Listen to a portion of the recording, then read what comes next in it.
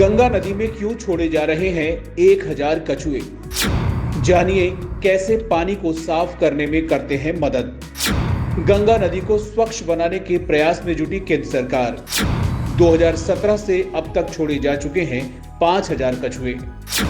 चंबल क्षेत्र के तटीय इलाकों से लाए जाते हैं कछुओं के अंडे।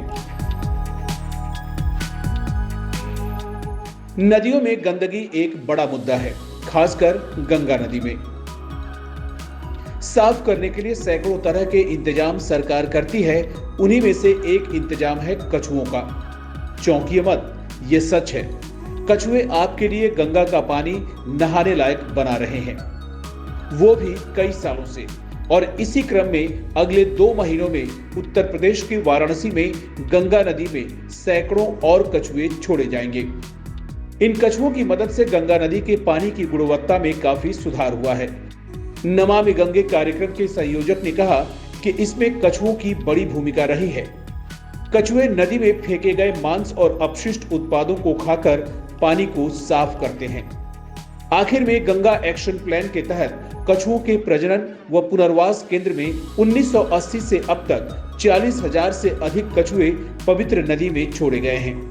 केंद्र की नरेंद्र मोदी सरकार गंगा नदी समेत तमाम नदियों के पानी को स्वच्छ एवं निर्मल बनाने के प्रयास में जुटी है। इसी कड़ी में अब गंगा नदी को स्वच्छ और पुनर्जीवित करने के अपने प्रयासों के तहत अगले 2 महीनों में सैकड़ों कछुए पवित्र नदी में छोड़े जाएंगे। वाराणसी में भारत के पहले कछुओं के प्रजनन व पुनर्वास केंद्रों में से एक में पैदा होने वाले कछुओं से गंगा की स्वच्छता में सुधार होगा। नमामि गंगे कार्यक्रम, वन एवं वन्य जीव विभाग और भारतीय वन्य जीव संस्थान कछुओं को गंगा नदी में छोड़ने के कार्यक्रम में शामिल हैं। दरअसल अधजले शवों, सड़े गले मांस और फेंकी गई फूलमालाओं के कारण गंगा नदी प्रदूषित होती रही है।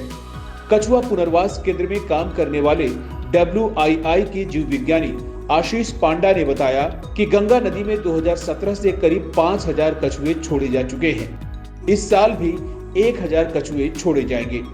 कछुओं को नदी में छोड़ने का मकसद गंगा की स्वच्छता को मजबूत करना है। 1980 के दशक के आखिर में गंगा एक्शन प्लान के तहत केंद्र ने अब तक 40,000 से अधिक कछुए नदी में छोड़े हैं।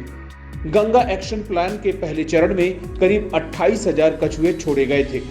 केंद्र की नरेंद्र मोदी सरकार ने 2014 में प्रदूषण उन्मूलन और नदी संरक्षण व पुनर्जीवन के दोहरे उद्देश्यों को पूरा करने के लिए एक प्रमुख पहल नमामि गंगे कार्यक्रम शुरू किया था। इसके बाद केंद्र ने इस तरफ नए सिरे से ध्यान देना शुरू किया। Wild life institute of India ने और वन विभाग ने 2017 से अंडे से निकले कछुओं को मुक्त करने के अपने प्रयासों को नवीनीकृत किया। कछुओं के प्रजनन व पुनर्वास केंद्रों में शाकाहारी और मांसाहारी दोनों तरह की लगभग 1 दर्जन प्रजातियों का पालन पोषण किया जाता है।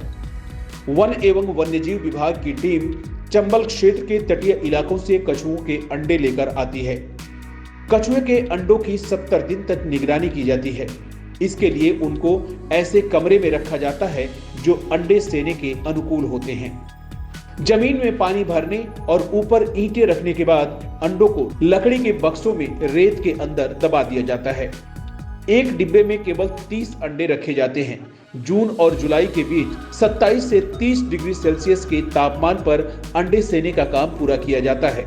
इसके बाद नदी में छोड़े जाने से पहले 2 साल तक एक कृत्रिम तालाब में कछुओं की निगरानी की जाती है। नमामि गंगे कार्यक्रम के संयोजक का कहना है कि गंगा नदी को साफ करने में कछुओं की बड़ी भूमिका रही है।